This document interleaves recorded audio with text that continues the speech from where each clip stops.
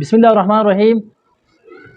یقیناً آج کل جو فلسطین میں یعنی غزہ میں جو حالات ہے، سچویشن ہے، یہ ہم سب کے لیے انتہائی پریشانی اور غم کی حالات ہے۔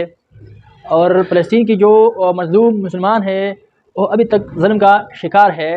دوسری طرف جو اسرائیل ہے اور اس کے جو فوجی اہلکار ہے، انہوں نے ابھی تک آپریشن جاری رکھا ہوا ہے اور تقریباً ابھی تک 11,000 سے زیادہ لوگ شہید کر چکے ہیں فلسطین میں۔ اور پریشانی کی بات یہ بھی ہے کہ ان 11,000 میں تقریباً 5,000 چھوٹے چھوٹے بچے ہیں، وہ بھی شہید ہو چکے ہیں اس موجودہ حالات میں جو ابھی بھی چل رہی ہے۔ اور دوسری طرف یعنی جتنے بھی مسلم ممالک ہیں، جس کو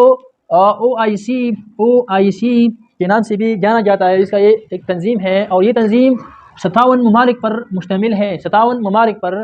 اور یہ تنظیم ابھی تک 1-2 میٹنگ کر چکے ہیں اور صرف زبان کے ذریعے مذمت کی ہے ان حالات کا، لیکن حقیقت میں اس نے عملی طور پر کوئی ایسا کام نہیں کیا کہ وہاں کے حالات ہے وہ اسٹیبل کرے، وہ نارمل کرے۔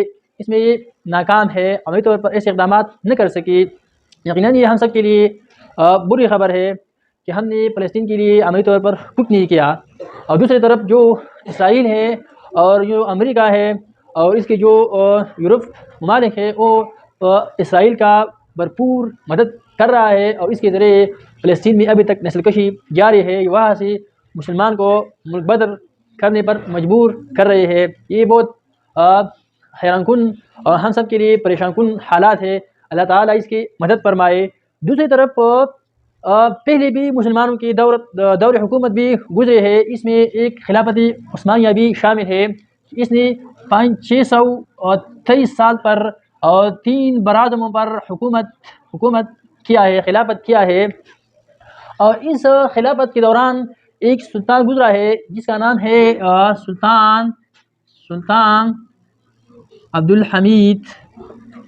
اور یہ سلطان عبدالحمید 1918 میں وفات ہوا ہے۔ یہ ایک اسلام پسند اور زبردست خلیفہ گزرا ہے، سلطان گزرا ہے خلافت عثمانیہ میں۔ اور اس سلطان عبدالحمید نے فلسطین کی 20 سال سے زیادہ حفاظت کیا ہے، 20 سال سے زیادہ فلسطین کی حفاظت کیا ہے۔ اور اس دوران اس کو ایک پیشکش ہوئی تھی اور وہ یہ تھی کہ 50 ملین سٹرلنگ سونا دیں گی اور اس کے بدلے میں آپ ہمیں فلسطین حوالے کریں، ٹھیک ہے۔ اس کے جواب میں سلطان عبدالحمید نے کہا تھا کہ اگر آپ ساری دنیا کا سونا اکٹھا کر کے مجھے دے دیں، میرے سامنے پیش کرے، پھر بھی میں انکار کروں گا، وہ قبول نہیں کروں گا۔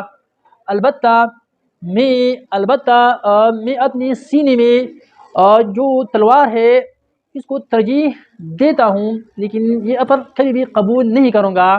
اور اس نے مزید یہ کہا کہ میں کبھی بھی اپنے باپ دادا اور مذہب کے ساتھ خیانت نہیں کر سکتا، یہ کبھی نہیں کروں گا، کیونکہ یہ فلسطین مسلمانوں کا زمین ہے اور اس کے لیے مسلمانوں نے اپنی جانوں کا نذرانہ پیش کیا ہے، بہت قربانیاں دی ہے، یہ مسلمانوں کا زمین ہے۔